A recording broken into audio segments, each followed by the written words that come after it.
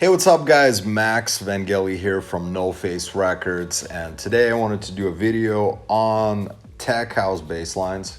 I was super influenced by a video I saw from Zen World, a good friend of mine from back in the day, that he did last year on tech house bass lines. Definitely check out his videos. He has incredible content as well.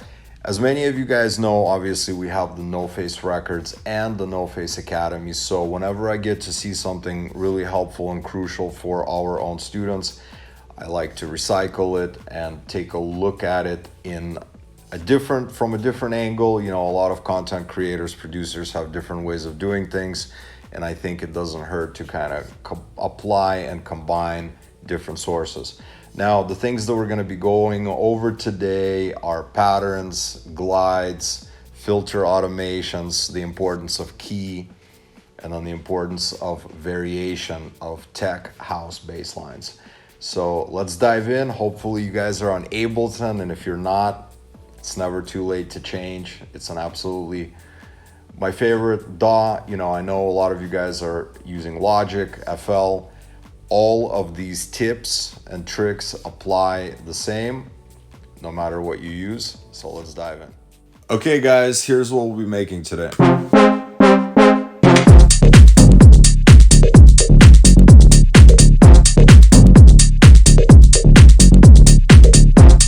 Okay, so obviously the purpose of this video is going to be about the importance of tech house bass lines, not necessarily the content or the idea. This is just something that I put together really quick for you guys.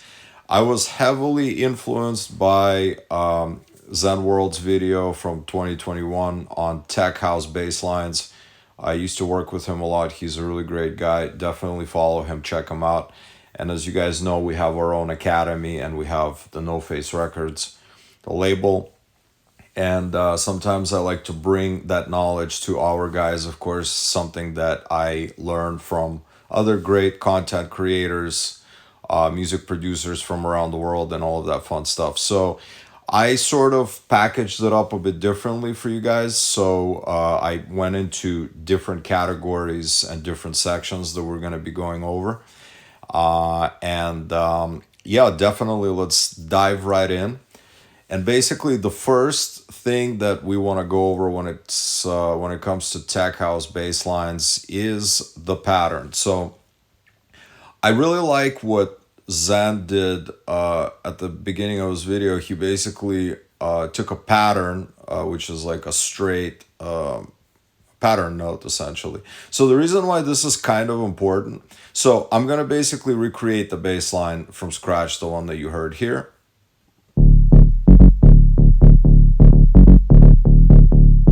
So, very simple bass line, nothing fancy at all. So, what we are going to do is start from the pattern, the most important thing. So, we basically have a copy of this exact bass line, except in a straight pattern D note that's going across. And the reason why I think that's really important is for those of you guys that get lost in rhythms and pattern building and whatnot, and note changes. I think it's extremely important for you to simply start with a pattern and just create a groove or a rhythm pattern that we have straight here.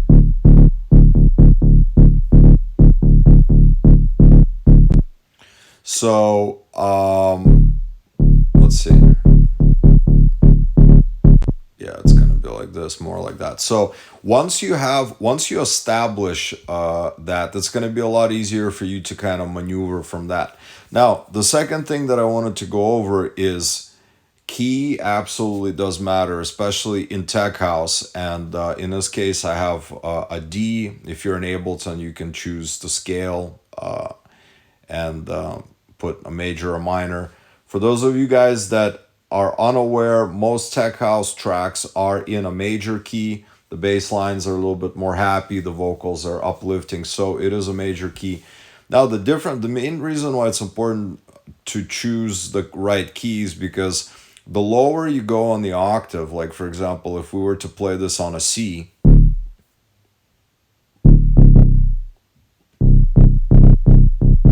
As you can see, you're getting a lot darker, a lot more low end, a lot more subbier.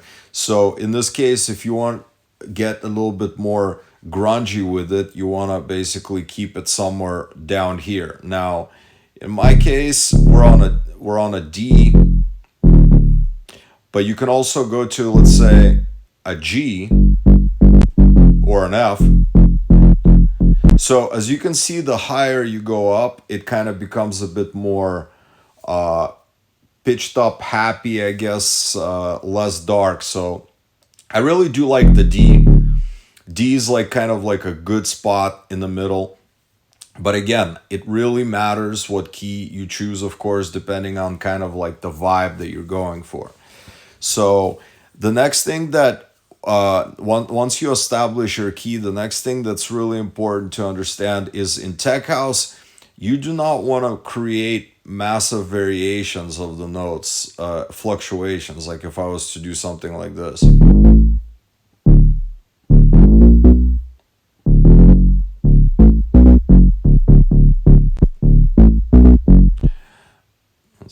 Let's play it with the drums. As you can see, the driving force of tech house is kind of kept very straightforward and there's not too much variation going on. So what I would do is just basic subtle changes. Like Zen said, I like his analogy he used. It's like walking the dog. You don't want to walk the dog, across the park right away. You're gradually walking it from one side to the next. So gradual changes. So in this case, what we did here on my bass line, don't worry about these ghost notes, I'll explain later, is we only used the small notes to go up to an F sharp.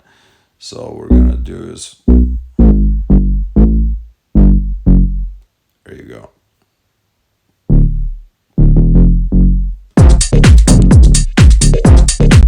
Okay.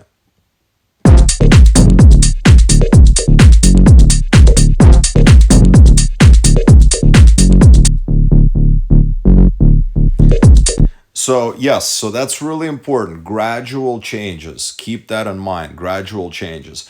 Now, the next thing that's extremely crucial is the note length. Now, you can kind of tell when producers or beginning producers, when they're creating blocks, and they're basically like, they're just drawing them in like this, and keeping it super straight and staticky.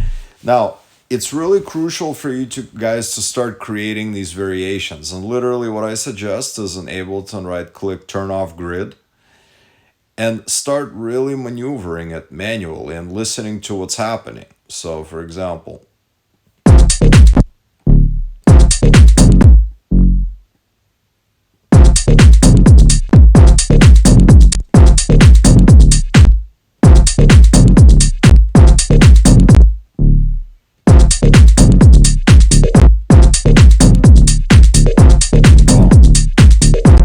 that quick.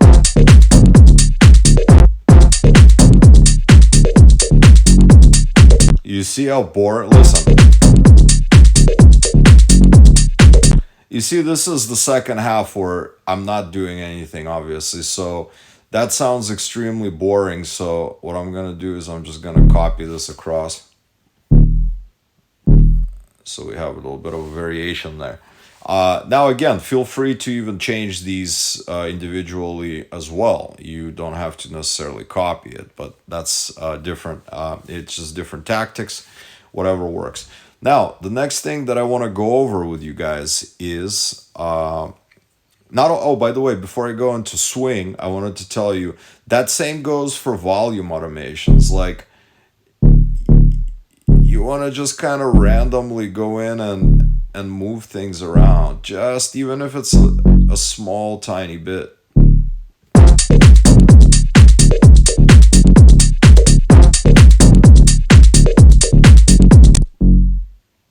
These will probably make longer because there was a stab here and it sounds good. That's like bump bump there. Yeah, there you go. So let's talk about swing. Now there are a couple of different variations to create swing. You probably have heard this million times. What is swing? It's basically creating variations, just like we created with the lengths of the songs, of the notes. The swing is basically going to alter the attack of when it comes in, essentially. So if we were to put this on a grid, for example, let's put it on the 16th notes. So in Ableton, you have the grooves that you can literally just put in, and like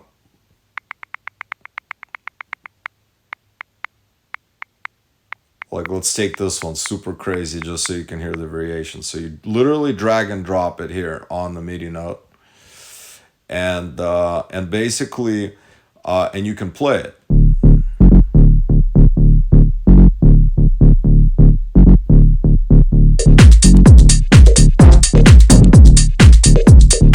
You hear it, obviously.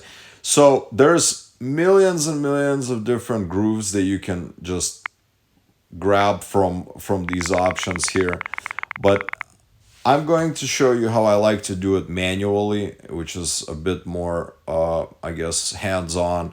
And what I like to do is I like to manually take these punctuation notes, for example, and manually drag them off grid. So I would turn the grid off again, and I would literally manually move things around. Maybe this one a little bit quicker. Now let's go to these two here. See, this one was already by accident off the grid. So maybe this one's like this. Just a bit like this.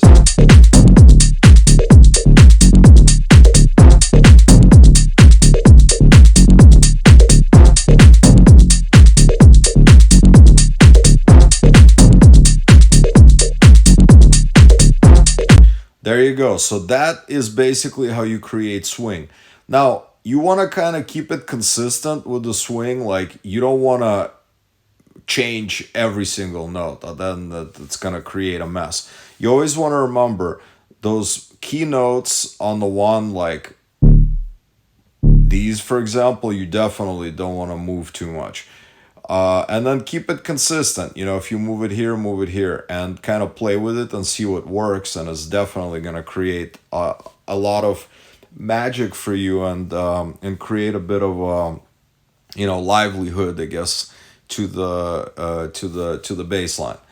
Now, the next thing that we're going to talk about is pitch bend, which is one of my favorites. You probably have heard it a million times, people talking about the pitch bends on the bass lines. There's a gazillion ways to do it. We're going to do it in Serum. A lot of people use Serum. It's fun and easy to do. And I know a lot of you guys use pitch automations here. Pitch bend automations, but there is a cleaner way to do it, more controlled, I would say, and that is with legato and portamento. So usually I think Serum opens up with this off. So what you want to do, you want to turn this on, make sure that this is around 50% cranked up, a bit higher here, just depend. What this does is basically creates the glide. This is like a quick, and this is more gradual. So once I dive in, you will understand what I'm talking about. So let's solo this bass line. So I want to glide the first note here, and you always want to glide it within the scale. So this is why I like to turn on the scale. We're in a D major. So I'm going to grab this, copy this note. So I like it to an A, probably. That sounds really cool, going to an A. So you're going to move this around the middle. So what this does is, when you have the portamento on, this note becomes a ghost note. So this is where the glide begins, and this is kind of where it fades off. So if I'm going to mute all of these notes so you guys can really hear it, listen. Let's make this really long so you can understand. Do you see how it glides into it? So we want a quick. then maybe.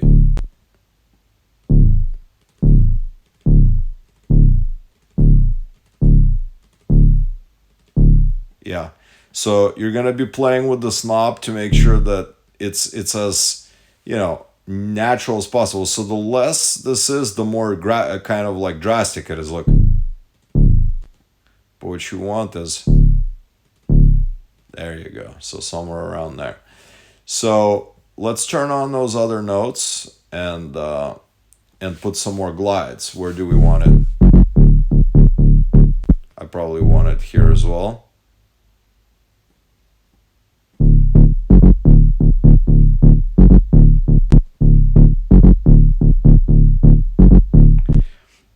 So the other thing is, what this does is, if you were to put the note up, it will glide it up to that note. So you can even play around with this like that. You heard that? So if you heard the John Summit Vintage Culture remix, I think they only did one remix together. It's a joint remix they did. I forget what it's called. You got to check it out. They have all this, the bass line is kind of like going up and down and all of that. And this is essentially what they're doing here. So let's see.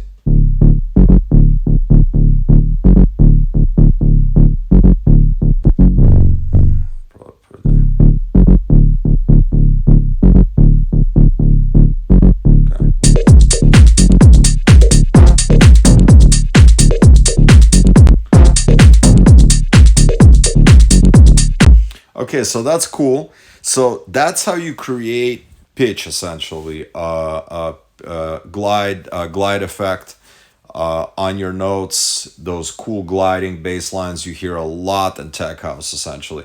The next thing that I wanted to talk to you guys about is the importance of the filter automation. And I know a lot of you guys know about it, but definitely are not implementing it as much. So filter automation, look at what the filter is doing here.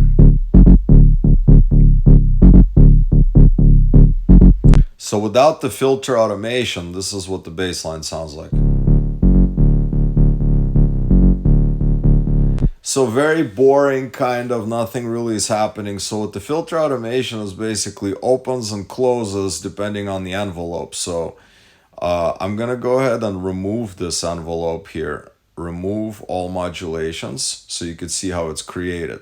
And I like to put the envelope number 2 on it, because envelope number 1, I want to control the volume automation so I can shape the overall sound of it. So if I take this and drag and drop on this knob, and then you can kind of go here and then click, and then I just can move it how you want to look.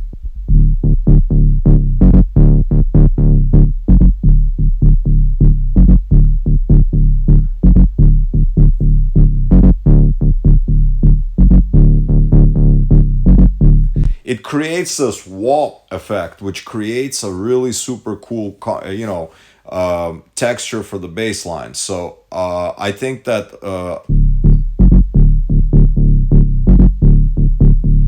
yeah, definitely start implementing the filter envelopes 100%. And then as far as the processing, I'm just gonna not go over it too much. One thing that I do want to emphasize is, start shaping your bass lines with EQs. Like, for example, listen to it without an EQ.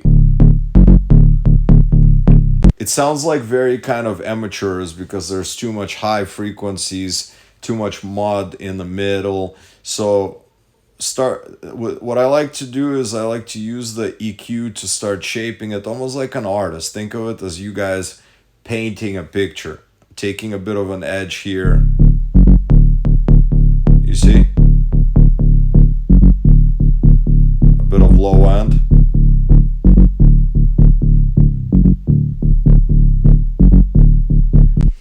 This here is the boominess. It depends on the key of the track, so don't look at it as you have to do it every time.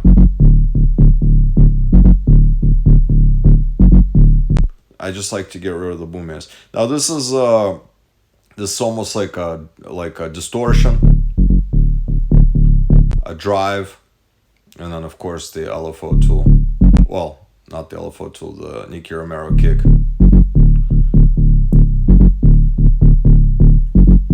One thing to emphasize on tech house, don't I hear guys making tech house and they sidechain it like this. Bass lines in tech house need to be pretty straightforward, so you want to be careful how much you sidechain so it doesn't pump too much.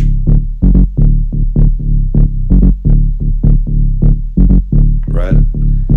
So if you're really having problems with the low end, what I suggest is to do a splitter.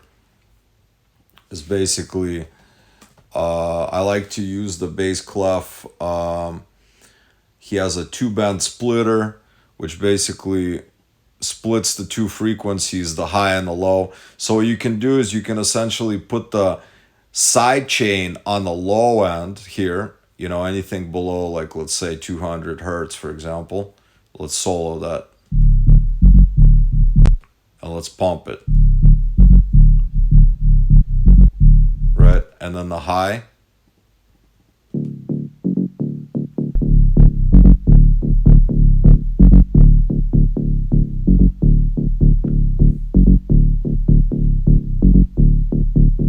So that way you're pumping the low end and the high end is going to be more noticeable. So it's going to be a bit more straight. So not as pumping, and then you can kind of just really control it. Maybe even lower, like only really pump it like below 100, maybe 20 or something like that. Just, there you go.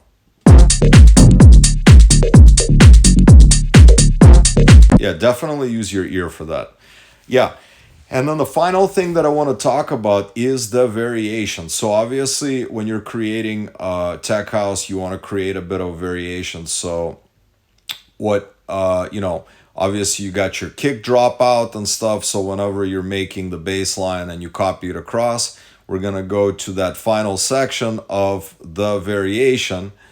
And what I like to do is basically, this is where you create a bit of a variation on the bass line. So you're going to solo this. So the ultimate trick, obviously, to do a basic 1 octave up.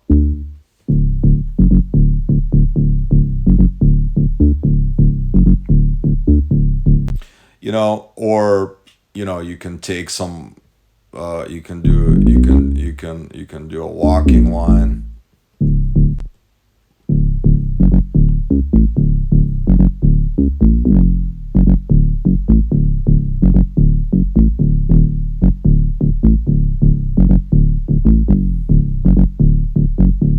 Or down.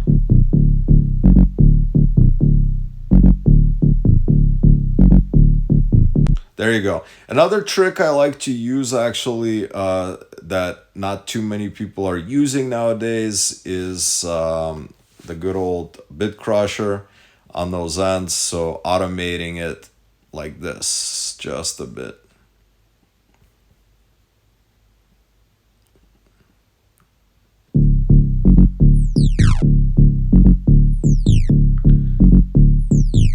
It just creates a different tone to it, and then of course some sort of a fill that always helps.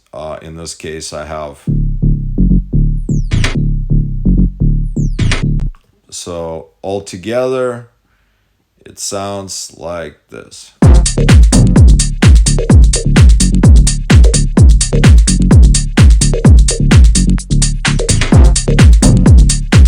So there you have it. There you have it. Nothing super fancy, of course. I'm not going to go over the drums or anything like that because I just wanted to really focus on the bass lines themselves. But I hope you guys learned something. We're going to start doing a lot more of these videos for your enjoyment. And be sure to follow us, like the video, and comment down below. Let us know what else you guys would love to learn. And, we obviously make these to elevate up-and-coming music producers, electronic music producers. For many of you guys that know NoFace Records, that is our kind of motto.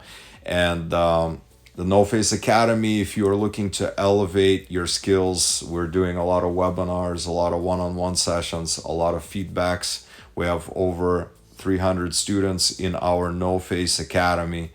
Be sure to check that out by going to www.nofacerecords.com. Grab your free trial. We'll get on a call with you and discuss your music career.